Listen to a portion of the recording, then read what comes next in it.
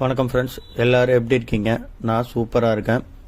இன்றைக்கி ஒரு வீடியோ பார்க்க போகிறோம். அந்த வீடியோ வந்து எல்லாருக்கும் யூஸ்ஃபுல்லாக இருக்கும்.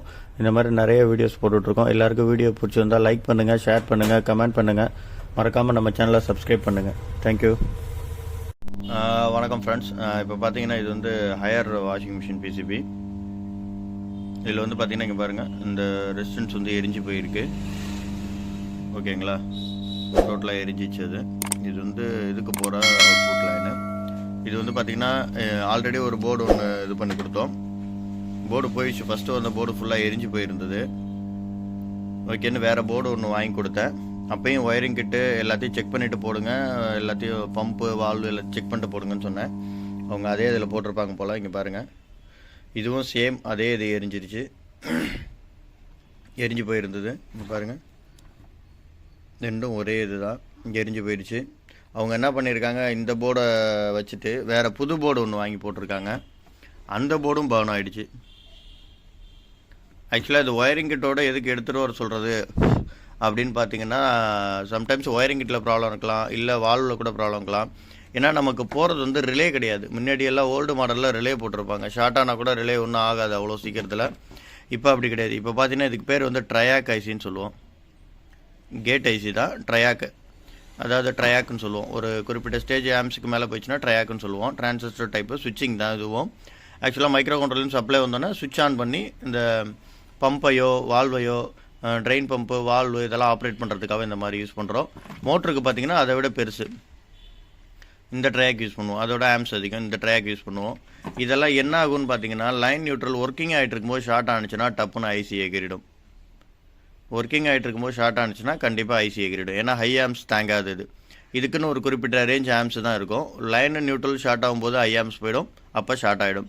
ஓகேவா? அந்த மாதிரி ஐசி வந்து பர்ன் ஆகிட்டே தான் இருக்கும். நீங்கள் வந்து அதை பார்க்காம ஒயரிங் கிட்டில் ஷார்ட் இருந்தாலோ, இல்லை வால்வில் ஷார்ட் இருந்தாலோ, இல்லை இப்போ அந்த ட்ரெயின் டார்க் மோட்ரு இதிலெல்லாம் ஷார்ட் இருந்தாலோ வந்து உங்களுக்கு போயிட்டே தான் இருக்கும். ஐசி திருப்பி திருப்பி வெடிச்சிக்கிட்டே தான் இருக்கும்.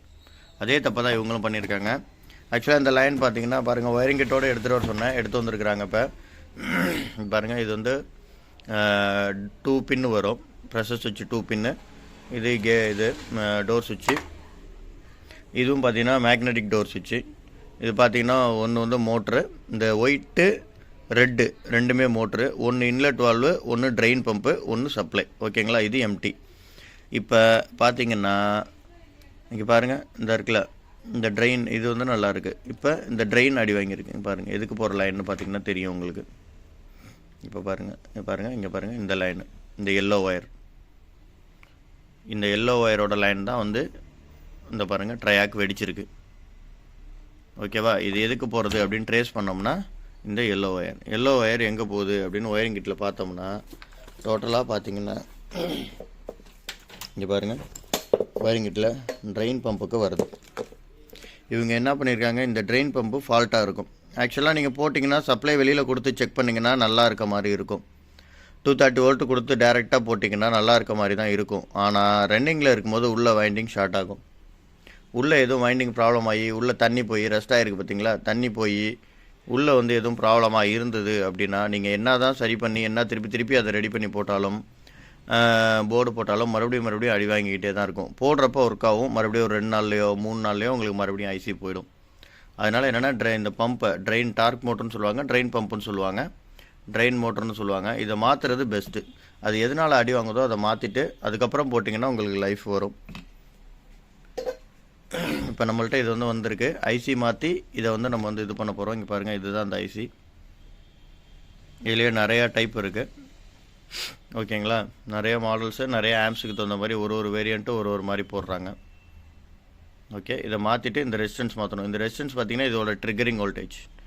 இது ஷார்ட் ஆனதில் அந்த ஹை வோல்டேஜ் வரைக்கும் ஷார்ட் ஆகிருக்கு. என்ன பிரச்சனைனா, சம்டைம்ஸ் இது மேஜராக ஷார்ட் ஆனிச்சுன்னா இது வழியாக வந்து இந்த ULN 2003 போகும். அதுக்கு மேலேயும் வோல்டேஜ் போயிடுச்சு அப்படின்னா இந்த மைக்ரோ கண்ட்ரோல் போயிடும். ஏன்னா எல்லாமே ஒரு இது லிங்கில் தான் இருக்கும். எல்லாமே ஷார்ட் ஆகிடுச்சு, ரெசிஸ்டன்ஸ் ஷார்ட் ஆகிடுச்சுன்னா அந்த 230 வோல்ட் இது உள்ளே வர்றதுனால தான் அந்த ரெசிஸ்டன்ஸ் எரியுது. அந்த ரெசிஸ்டன்ஸில் வழியாக 230 வோல்ட் இந்த ULN 2003க்கு போவோம். இது பர்ன் ஆகும். இது பர்ன் ஆகலை அப்படின்னா இதுவும் ஷார்ட் ஆகிடுச்சு அப்படின்னா நேராக மைக்ரோ கண்ட்ரோல் வந்துடும். மைக்ரோ கண்ட்ரோல்லேருந்து ஒரு ட்ரிகரிங் 2003க்கு போவோம். 2003லேருந்து இந்த இதுக்கு வரும். இதுதான் ஆப்ரேட் பண்ணும். சேஃப்டிக்காக டைரக்ட் பண்ணாமல் வச்சுருப்பாங்க. சப்போஸ் இது போகிறதுக்கு வாய்ப்பு இருக்குது. ஃபர்ஸ்ட் ஆஃப் ஆல் இந்த ஐசி நல்லா இருக்கா, அந்த 5 வோல்ட் ஷார்ட் ஆகலையா, நல்லா இருக்கான்னு செக் பண்ணுங்கள். அதுக்கப்புறம் யூஎல்என் நல்லா இருக்கா என்னென்னு செக் பண்ணுங்கள். அதுக்கப்புறம் ட்ரையாக் மாற்றுங்க. மாற்றிட்டு எல்லாம் பண்ணிங்கன்னா ஓகே ஆகிடும் உங்களுக்கு. நீங்கள் டேரெக்டாக ட்ரையாக் மாற்றிட்டு மறுபடியும் போட்டிங்கன்னா மறுபடியும் ஷார்ட் ஆகிடும். மறுபடியும் ப்ராப்ளம் இருந்தால் மறுபடியும் ஷார்ட் ஆகிடும். அதனால் செக் பண்ணிவிட்டு அதுக்கப்புறம் பொறுமையாக பண்ணுங்கள். 1 by 1 ஸ்டெப் பை ஸ்டெப்பாக பண்ணுங்கள். அதுதான் வந்து பெஸ்ட்டாக இருக்கும். இப்போ நம்ம மாற்றிட்டு என்ன ஆகுது என்னன்னு செக் பண்ணி பார்க்கலாம். தேங்க்யூ. ஓகே, இது பார்த்தீங்கன்னா இப்போ வந்து ஐசி மாற்றியாச்சு. இங்கே பாருங்கள், ஐசி இந்த ரெசிஸ்டன்ஸ் இதான் வந்து ட்ரிகரிங் ரெசிஸ்டன்ஸு. ஐசி மாற்றியாச்சு. இப்போ ஆன் பண்ணி பார்க்கலாம். இந்த ட்ரெயின் பம்பை வந்து நான் வந்து கட் பண்ணி எடுத்துட்டேன். இந்த ட்ரெயின் பம்ப் பார்த்தீங்கன்னா டைரெக்டாக சால்ட்ரிங் பண்ணியிருப்பாங்க. சால்ட்ரிங் பண்ணதை ரிமூவ் பண்ணி எடுத்துட்டேன். ஏன்னா இந்த ட்ரெயின் பம்ப் போட வேணான்னு. ஏன்னா இந்த ட்ரெயின் பம்ப் போட்டு தான் 2-3 போர்டு அவங்களுக்கு வந்து ஃபெயிலியர் ஆகிடுச்சு. வேறு ட்ரெயின் பம்ப் புதுசாக போட சொல்லணும். இப்போ பார்த்தீங்கன்னா இது 1 by 1 கனெக்ட் பண்ணி செக் பண்ணலாம்.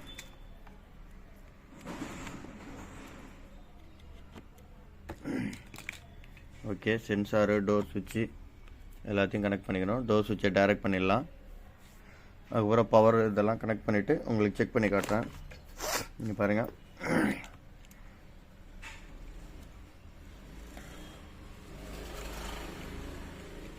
Blue, white, power. இது மோட்ரு, இதுக்குள்ளது பவர், இது எம்டி டம்மி. ஓகே, ஆன் பண்ணிட்டு இப்போ செக் பண்ணி பார்க்கலாம் நம்ம. வணக்கம் ஃப்ரெண்ட்ஸ். இப்போ வந்து ஆன் பண்ணி காட்டுறேன் பாருங்கள். டோர் சுவிட்ச் இது க்ளோஸ் பண்ணியாச்சு. இன்லெட் வால்வு லைனு எல்லாத்துக்கும் ஒரு லைன் கொடுத்துருக்கேன், ஒரு லைட்டு கொடுத்துருக்கேன். ஆன் பண்ணி பார்க்கலாம்.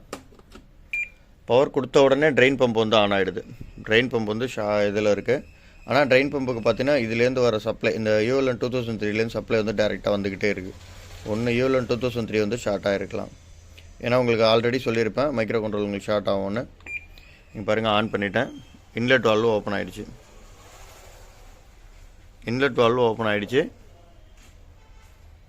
வால்வு நீங்கள் பாஸ் பண்ணி ஸ்டார்ட் பண்ணிங்கன்னா கரெக்டாக ஒர்க் ஆகுது. ஓகேங்களா? அதே மாதிரி ஆஃப் பண்ணியாச்சு. நீங்கள் பாருங்கள், மோட்ரு ஆனால் ரெண்டுமே அட் அ டயத்தில் ஒர்க் ஆகுது. மாறி மாறி ஒர்க் ஆகணும், ஆனால் அட் அ டயத்தில் ஒர்க் ஆகுது. எனக்கு தெரிஞ்சு ULNல வந்து பிரச்சனை இருக்குதுன்னு நினைக்கிறேன். ULN மாற்றி பார்த்தோம்னா தெரிஞ்சிடும். ஓகே, ULN 2003 மாற்றியாச்சு. இப்போ எல்லாமே மாற்றியாச்சு. பார்த்தீங்கன்னா இந்த போர்டு பக்காவாக ரெடியாக இருக்குது. இப்போ ஆன் பண்ணி பார்க்கலாம். மோட்ரு கனெக்ட் பண்ணியிருக்கேன். லெஃப்ட் ரைட்டுக்காக மோட்ரு கனெக்ட் பண்ணியிருக்கேன். ஆக்சுவலாக இது ஸ்பின் மோட்ரு, வாஷ் மோட்ரு எல்லாமே இது வேணால் கனெக்ட் பண்ணலாம். அப்புறம் வந்து பார்த்திங்கன்னா இது ட்ரெயின் எல்லாமே இருக்குது. இப்போ ஆன் பண்ணிட்டேன். ஸ்டார்ட் கொடுத்துட்டேன். இங்கே பாருங்கள், லெஃப்ட் ரைட் சுற்றுது. ஓகே, இன்லெட் ஆன் ஆகிடுச்சு. தண்ணி எடுக்குது. இப்போ நான் இதுக்கு மேனுவலாக ப்ரெஷர் கொடுக்குறேன். ப்ரெஷர் பம்புக்கு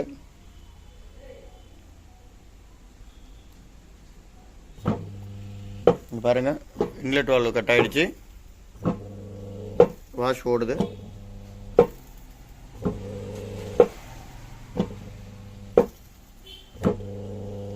ஓகே,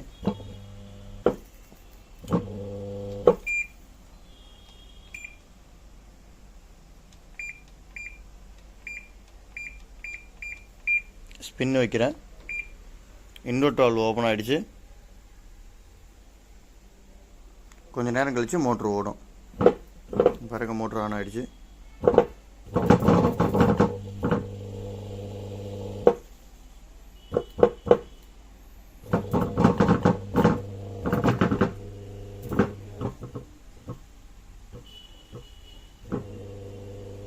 ஓகே, மோட்ரு ஓடிட்டுருக்கு. எந்த ஒரு இஷ்யூ இல்லை.